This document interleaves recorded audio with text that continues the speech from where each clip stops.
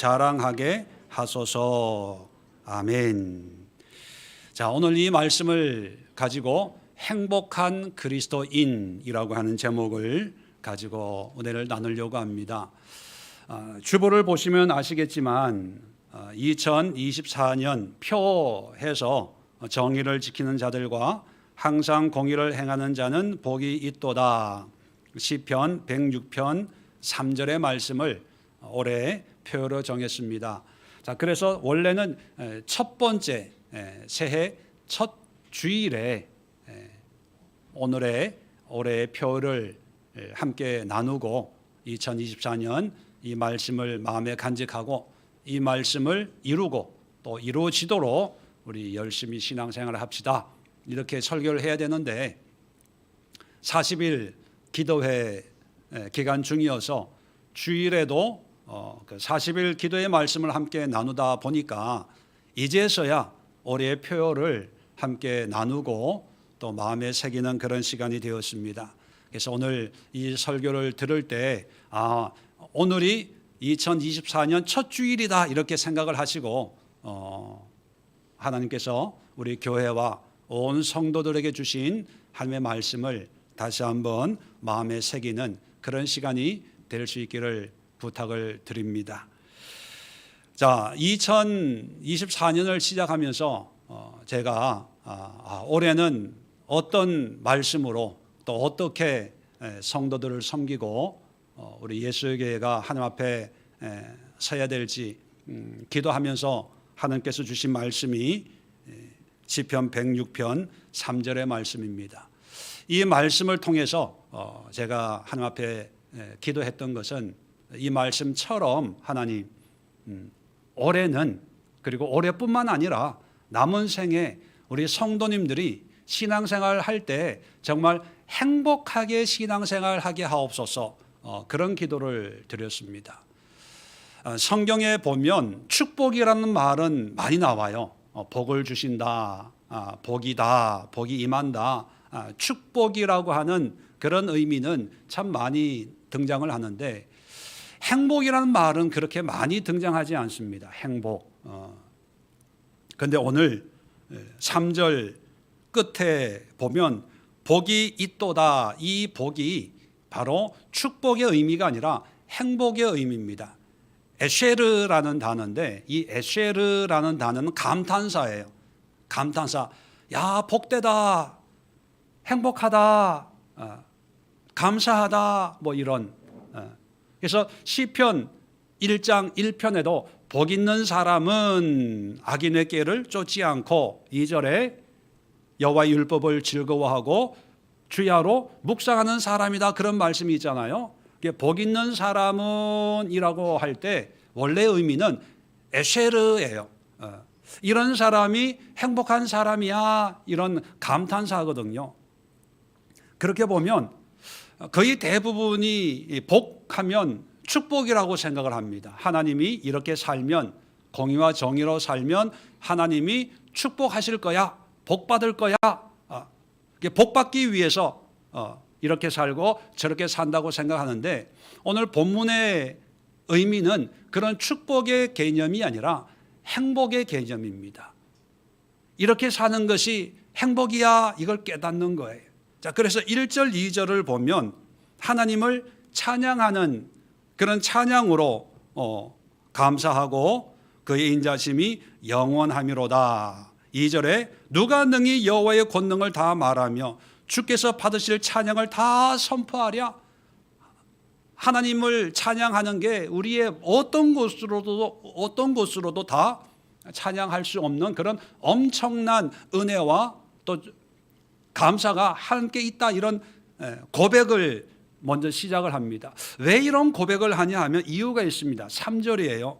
정의를 지키는 자들과 항상 공의를 행하는 자는 복이 있도다. 말씀드린 것처럼 이렇게 사는 사람이 행복이야. 그걸 깨달은 거예요. 우리도 그렇지만 아마 이 시편 기자도 하나님의 축복 또는 행복한 삶을 살기 위해서 아마 여러 가지로 애를 썼던 것 같아요. 이렇게 살면 행복하겠지. 또 이것이 있으면 행복하겠지, 이 삶이 의미가 있겠지라고 여러 가지 어떤 삶의 모습을 이제 살아내다가 어떤 계기를 통해서 깨닫게 된 거예요. 그게 뭐냐면 공의와 정의를 지키고 행하는 그것이 바로 행복이구나. 행복이 다른 데 있는 것이 아니라 내 기도에 하나님 응답해 주셔야 되고, 내 삶의 문제가 해결돼야 되고, 내가 원하는 것이 이루어졌을 때 행복이 있는 게 아니라 내 환경은 변화되는 게 없고 남들 볼 때에 그렇게 축복받은 삶이라고 여겨지지 않더라도 내 삶 속에서 크든 작든 공의와 정의의 삶을 묵묵하게 살아내는 그것이 바로 하나님 보시기에 행복이구나, 이걸 깨달은 거예요. 그걸 느끼고 그 하나님께서 주신 지혜로 하나님이 보시는 그 행복을 발견하고 깨닫고 체험해 보니까 자기도 모르게 하나님께 감사와 찬양의 고백이 터져 나오고, 그리고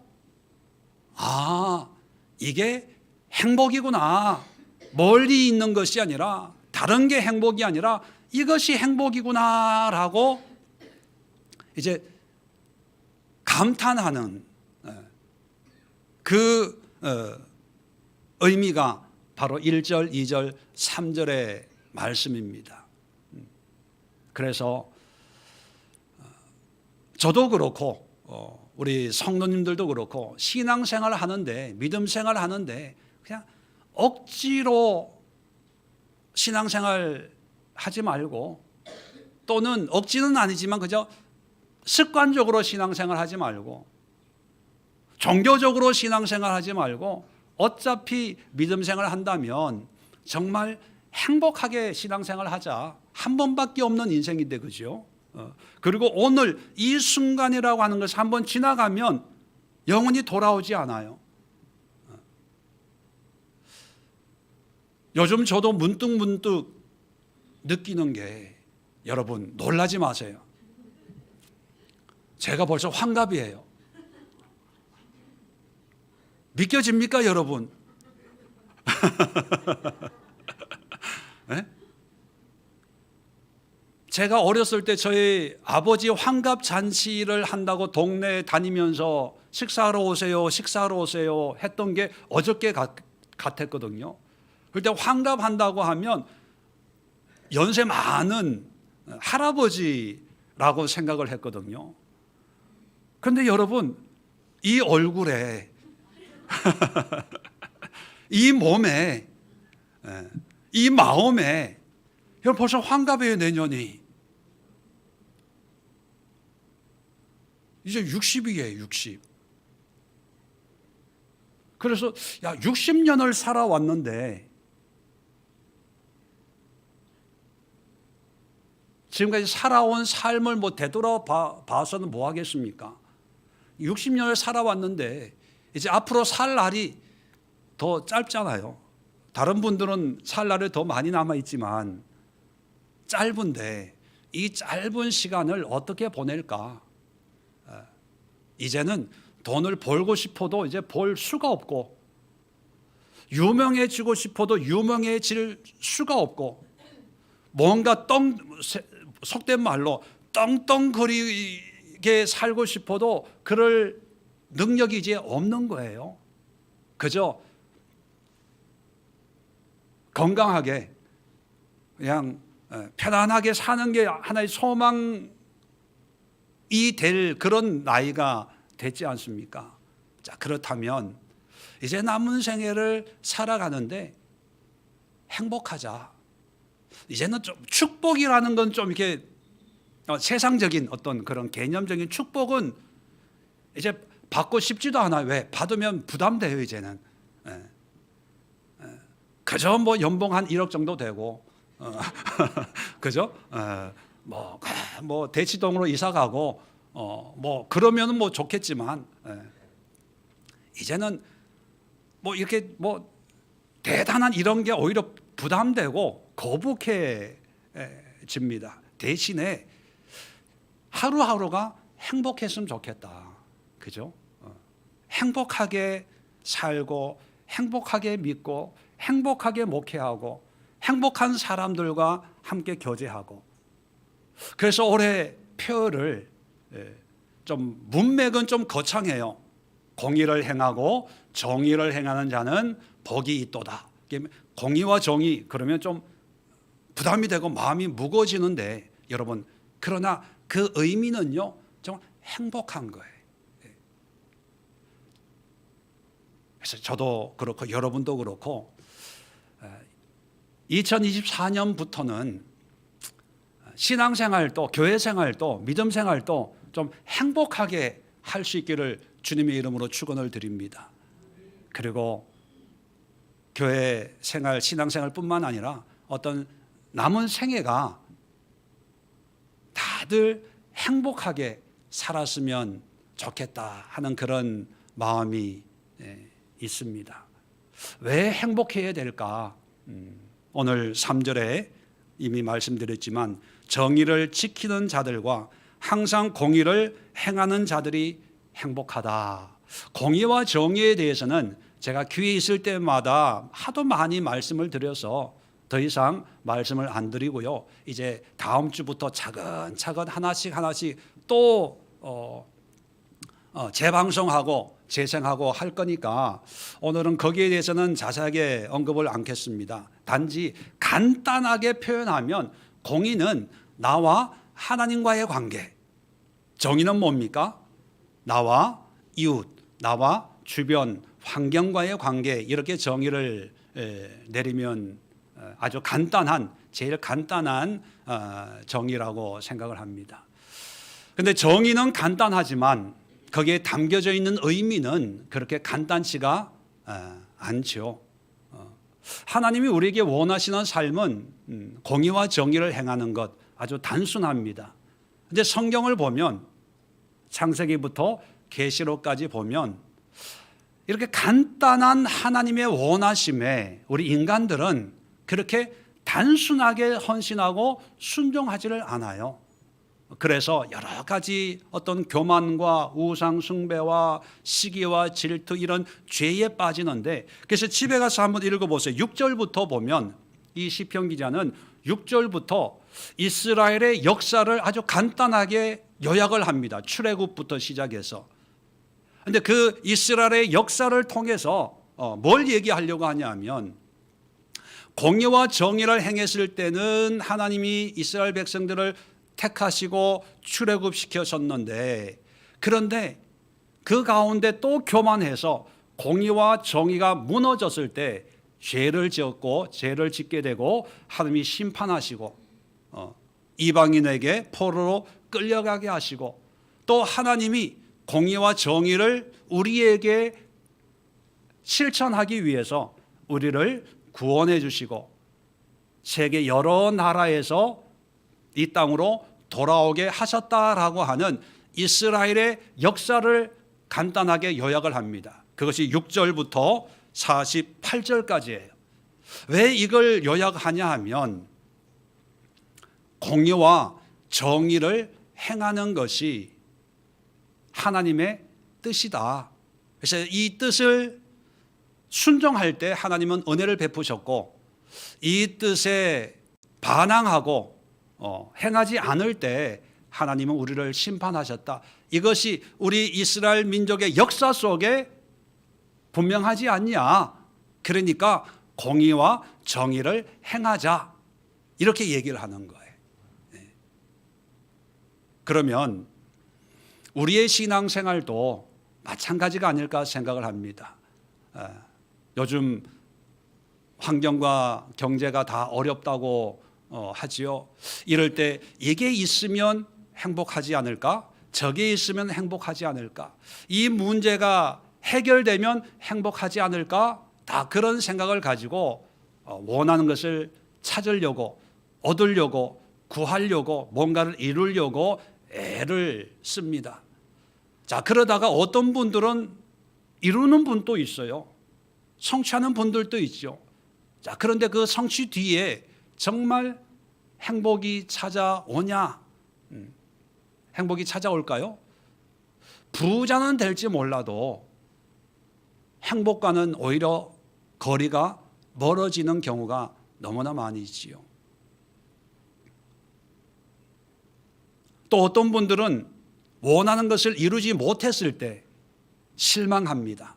좌절합니다. 저게 없어서 나는 불행해. 이런 게 없어서 나는 실패자야. 뭐 그렇게 생각을 하는데, 성경은 뭔가를 이루고 얻어야만 행복한 것이 아니라 그냥 있는 자리에서, 처해 있는 상황에서 공의와 정의, 다시 말하면 하나님을 사랑하고 이웃을 내 몸같이 사랑하는 그런 삶 자체가, 그 자체가 행복이다. 이것을 깨닫고 발견하고 고백하는 것입니다. 그래서 성경 창세기부터 요한계시록까지 쭉 보면 하나님이 우리에게 원하시는 것은 간단합니다. 공의와 정의예요. 그래서 10계명 또 보면 1계명부터 4계명까지가 뭐에 관한 겁니까? 하나님과 나와의 관계. 5계명부터 10계명까지가 이웃 간의 관계를 얘기합니다. 복음서에 보면 예수님에게 어떤 사람이 묻죠. 어떤 계명이 큰 계명입니까? 물었을 때 예수님이 간단하게 하나님을 사랑하고 이웃을 내 몸같이 사랑해라. 그러면서 또 중요한 말씀을 합니다. 이것이 모든 율법과 선지자의 강령이다. 이렇게 말씀해요. 모든 율법과 선지자라고 하는 건 구약을 얘기하는 거예요. 율법책과 선지자의 예언, 구약에 얘기하고 있는 모든 것의 강령이라고 하는 말이 참 재미있습니다. 강령이라고 하는 원어적인 의미는요, 우리 시골에, 옛날 시골에 벽에 보면 큰 못이 이렇게 박혀 있어요. 그 못에, 그게 옷걸이거든요. 그죠? 옷을 그 못에 거는 것처럼 하나님을 사랑하고 이웃을 사랑하는 게 강령, 문자적인 것은요, 매단다, 건다라는 뜻이에요. 다시 말하면 구약에 있는 모든 율법과 선지자가 행한 그 모든 말씀이 어디에 다 걸려 지냐 하면 하나님 사랑과 이웃 사랑이라는 거죠. 좀 더 쉽게 표현하면 이것이 모든 율법과 선지자들의 전한 말씀의 핵심이다, 기준이다, 뭐 이런 의미를 가지고 있습니다. 그래서 공의와 정의를 신약적으로 표현한 게 하나님을 사랑하고 이웃을 사랑하는 것.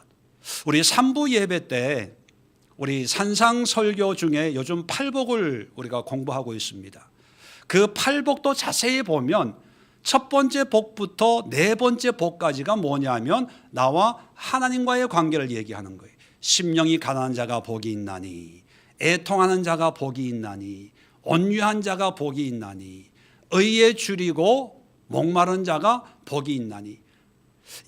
첫 번째 복부터 네 번째까지가 다 하나님에 관한, 하나님의 의에 대해서, 하나님의 긍휼과 사랑이 내 마음에 없는 것에 애통하고 내 고집, 내 기질을 꺾고 하나님 앞에 열린 마음으로 서 있는 것이 온유, 그죠? 자, 그 다음에 다섯 번째부터 여덟 번째까지 이제 지금 요즘 공부하고 있는데, 이건 뭐냐면 이웃들 간에 긍휼히 여기는 자, 마음이 청결한 자, 화평하게 하는 자, 그리고 의를 위해 박해를 받는 자가 복이 있다. 이게 이웃 간의 관계에서 만들어지는 복에 대한 말씀이지요. 그렇게 보면 성경에서 얘기하는 하나님의 의도는 한결같아요. 그런데 우리는 아주 단순하고 간단한 하나님의 뜻을 우리는 자꾸 복잡하게 만들어요. 왜냐하면 우리 잔머리, 우리의 생각이 자꾸 개입이 돼서 하나님이 원하는 어떤 신앙을 살려고 하는 게 아니라 내가 살고 싶은 신앙생활, 세상이 감동받을 수 있는, 세상에서 인정받을 수 있는 자꾸 어떤 세상적인 기준이 개입이 되다 보니까 하나님의, 말로는 하나님의 공의와 정의를 얘기하지만 실상은 다 내가 보여주고 싶고 이루고 싶고 내가 보기에 합당한 내 생각, 내 관점의 신앙생활을 살다 보니까 하나님 보시기엔 다 우상 숭배가 되는 거예요. 그러니까 행복한 신앙생활과는 거리가 멀고 의무적으로 해야 되니까 힘들어도 예배 드리고 봉사하고 불평불만 가득해도 그냥 쉴드 친다. 요즘 젊은 사람들 그런 표현하죠. 이렇게 위장 포장을 하고 이렇게 행복하지 않는 거예요. 감사가 없는 거예요. 그래서 예배 마치고 교회 문을 나서자마자 심호흡을, 깊은 심호흡을 하는 거예요. 왜? 잘 견뎠다. 잘 참았다. 왜 공의와 정의의 삶을 사는 그 자체가 행복이냐? 자, 4절에 세 가지 이유를 우리에게 설명해 주고 있습니다. 4절과 5절에 왜 이것이 행복이냐 한번 살펴볼까요? 4절입니다. 여호와여 주의 백성에게 베푸신 은혜로. 자, 주의 백성에게 베푸신 은혜라는 게 공의와 정의의 삶에 3절에서 얘기하고 있는 그 말씀을 이제 다른 표현으로 하는 거예요. 네. 베푸신 은혜, 이렇게 표현하는 거죠. 나를 기억하시며. 여러분, 하나님이 기억하는 사람, 세상이 기억하는 사람, 이게 똑같으면 괜찮은데 달라요. 세상이 기억하는 사람은 뭡니까? 큰 일을 이루는 사람, 엄청난 무슨 업적을 이루는 사람을 기억하죠. 자, 그래서 세상에서 인정받으려면 무슨 큰 일을 이루어야 되는 거예요. 대박이 나든지 무슨 엄청난 그런 일을 이루어서 신문에 짜잔, 아무개가 이런 일을 했습니다. 그럴 때 사람들은 박수를 치는 거죠. 자, 그런데 하나님이 기억하는 사람은 그런 사람이 아니래요. 큰 업적을 이룬 사람, 위대한 일을 한 사람이 아니래요. 왜 하나님은 큰 일을 이룬 사람에게 관심이 없을까요?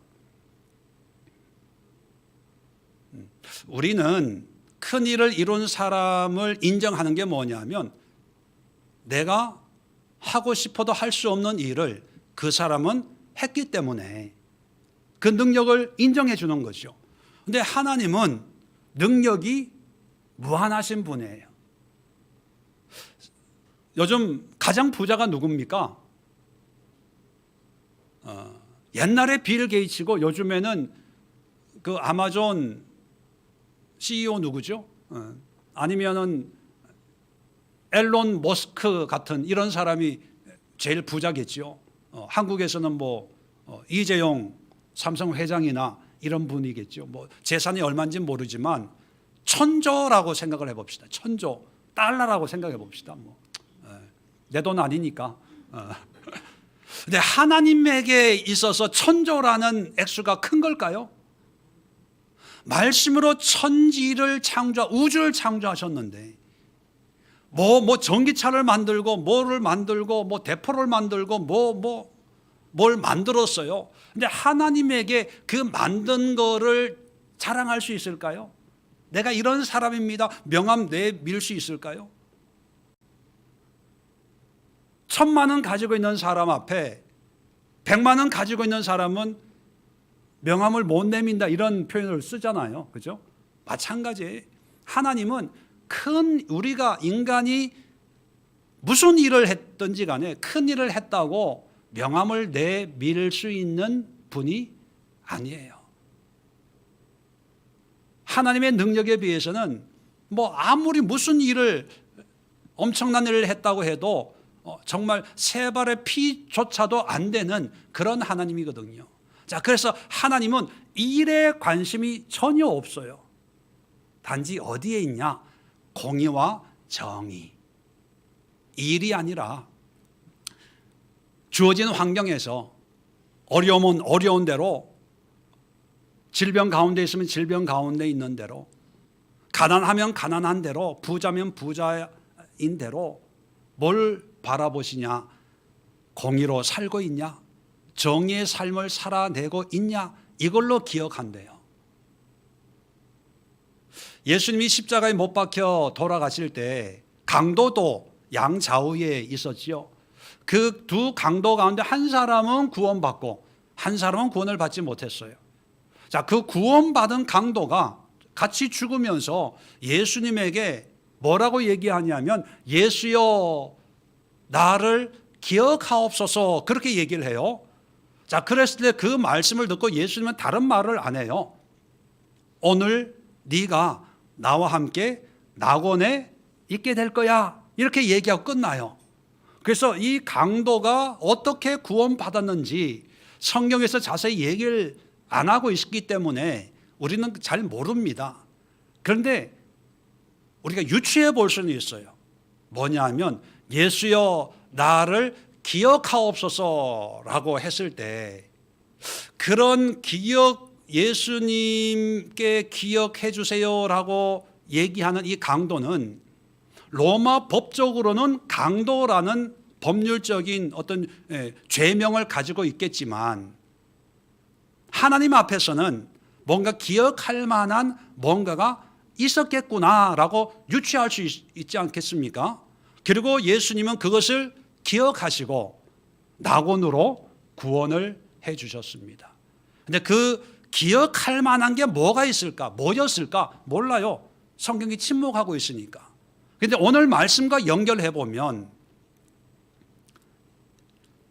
로마 법으로는 강도이지만 하나님 앞에서는 이 강도가 공의와 정의의 삶을 그 나름대로 살았겠구나라고 하는 것을 알 수가 있습니다. 그리고 예수님은 그 공의와 정의의 삶을 기억하시고 낙원으로 인도하신 거예요.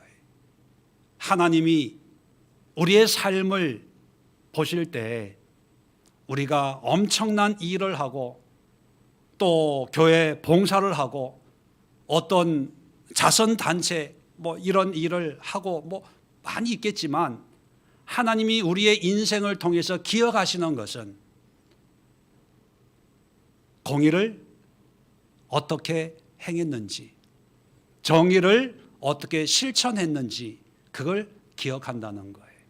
그러니까 이 시편 기자는 행복을 위해서 여러 가지 어떤 삶을 추구했지만 그게 잘 안 되었던 것 같아요.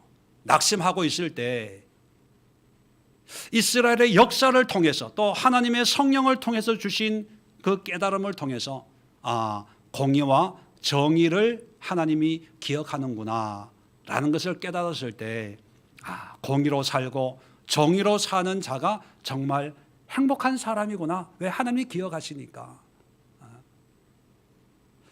성도라고 하는 사람들은 세상이 기억해 주는 삶을 사는 사람들이 아니라 하나님의 기억되신 바가 되기 위해서 신앙생활을 하는 분들 아닙니까?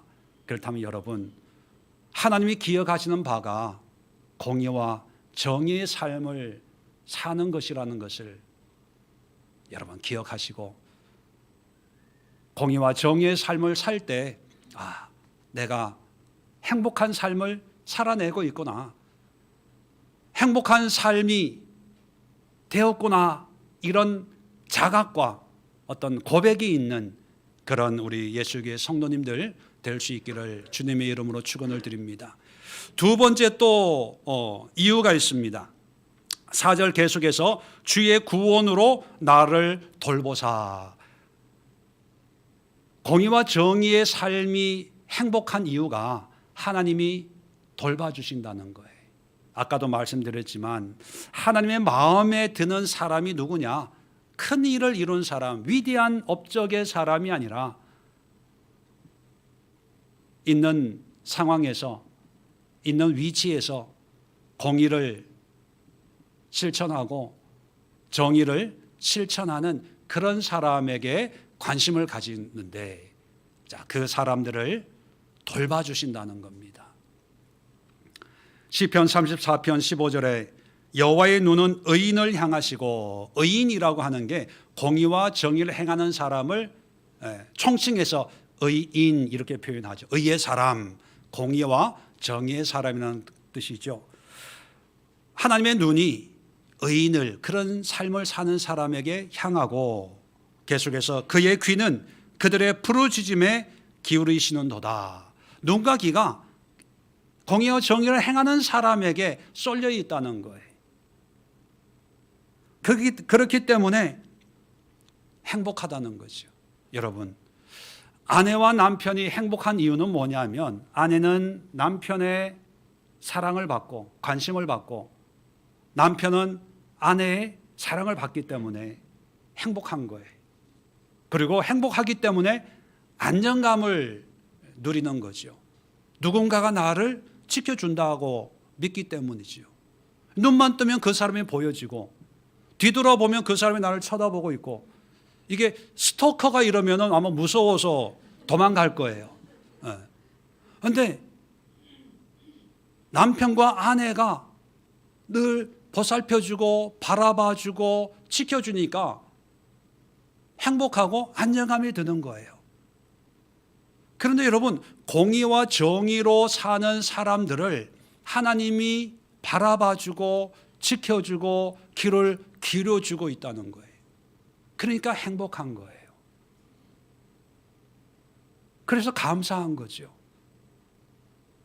우리는 뭔가 환경의 변화를 통해서 감사를 찾고 행복을 찾으려고 합니다. 물론 그렇게 하나님이 주시는 은혜가 그런 모습일 수는 있어요.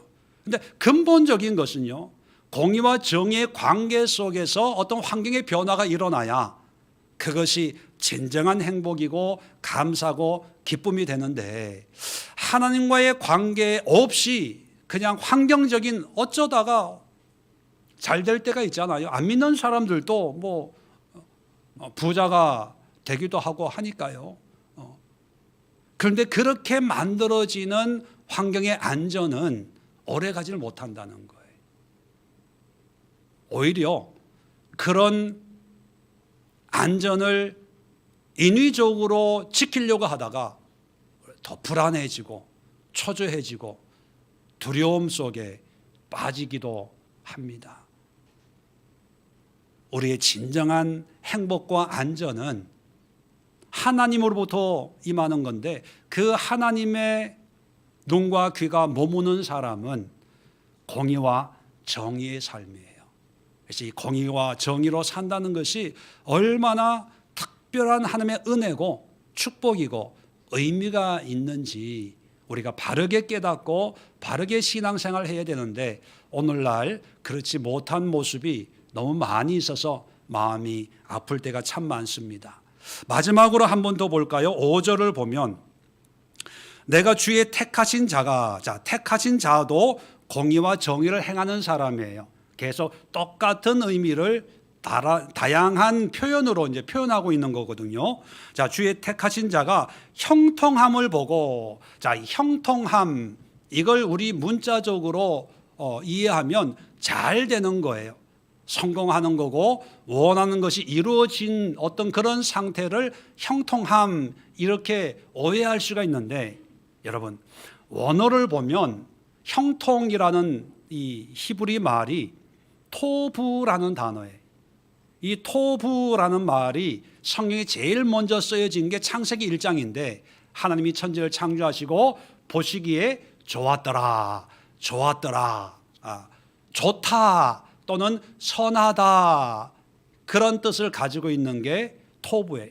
그러니까 이 토부는 우리가 생각하는 성공, 형통, 뭔가를 이루었다는 어떤 상태와는 전혀 관계가 없어요.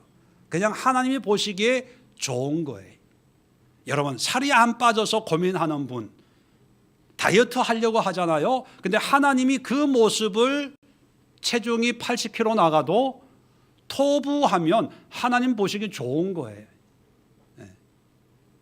그러니까 형통이라고 하는 말로 번역을 하다 보니까 오해될 여지가 참 많은 거죠. 그렇게 보면 5절에 주의 택하신 자가, 다른 말로 하면 공의와 정의를 행하는 자가 자의 모습이 좋은 것을 보고 행복한 것을 보고 뭐 이렇게 해석을 하는 게 원어적인 해석이 되는 거죠. 행복한 것을 보고 또 주의 나라의 기쁨, 주의 나라의 기쁨이라는 것도 공의와 정의예요. 주의 나라, 하나님의 나라의 기쁨. 그 하나님의 나라의 삶의 원리는 성령으로 사는 삶인데, 그 성령은 하나님의 뜻을 이루는 하나님 아닙니까? 그 성령이 이루는 하나님의 뜻이 곧 공의와 정의지요. 그래서 주의 나라의 기쁨이라고 하는 것은 공의와 정의로 사는 어떤 그런 기쁨과 감사를 의미하는 거예요. 자, 그 기쁨을 나누어 가지게 하자. 그래서 모든 믿는 자들이 공의와 정의로 하나님 나라를 살게 해서, 자, 주의 유산을 자랑하게 하소서. 유산이라는 말이 우리 지난주에 성령에 관한 에베소서 1장 14절입니까? 거기에 보면 그의 기업을 보증금으로, 성령을 기업의 보증금으로 주셨다, 이런 말씀이 있습니다. 그 기업이란 말과 똑같은 말이에요. 하나님이 우리에게 베푸신 모든 은혜의 통칭을 기업, 신약에서는 기업, 구약에서는 유산, 그렇게 표현을 합니다. 정리를 하면 공의와 정의의 삶이 곧 하나님이 우리에게 베푸신 은혜고 기업이고 유산이라는 거예요. 자, 그것을 어떻게 한다고요? 자랑하게 하소서. 다시 말하면 우리 믿는 자들의 자랑거리가 뭐냐? 뭐라고요? 공의와 정의예요. 하나님이 믿는 자, 택한 자들에게 베푸신 은혜가 공의와 정의고, 하나님 나라의 기쁨이 공의와 정의고, 그래서 모든 믿는 자가 유산으로, 기업으로 받은 것이 공의와 정의의 삶이거든요. 그래서 우리 믿는 자들이 자랑할 거리는 자식이 잘 됐고, 사업이 잘 되고, 핸드백 이번 설날 원하지도 않았는데 남편이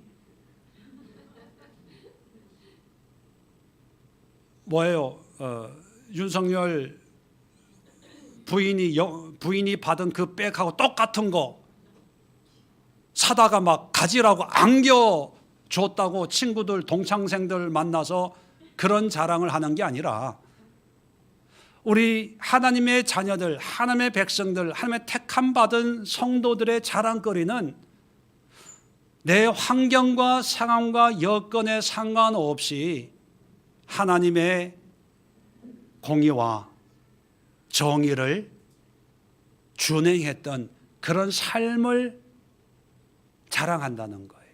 그러니까 자랑거리가 있으니까 행복한 거예요. 자, 정리를 하면요, 하나님 앞에서의 행복, 그것은 환경적인 게 아니에요. 상황적인 게 아니에요.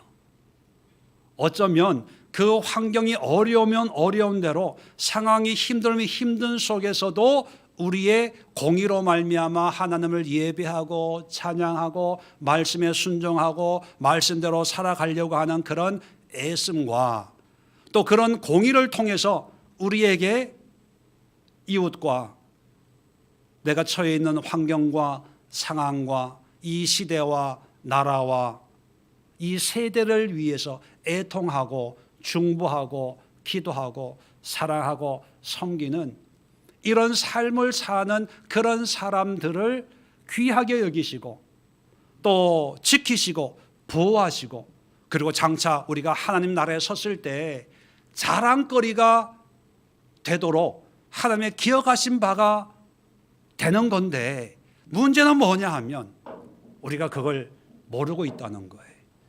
그거를 깨닫지 못하고 있다는 거예요. 공의를 행하면서도 우리는 불평이 나와요. 정의를 행하면서도 우리의 마음에는 시기와 질투로 가득해요. 그러니까 행복하지 않는 거죠. 그런데 오늘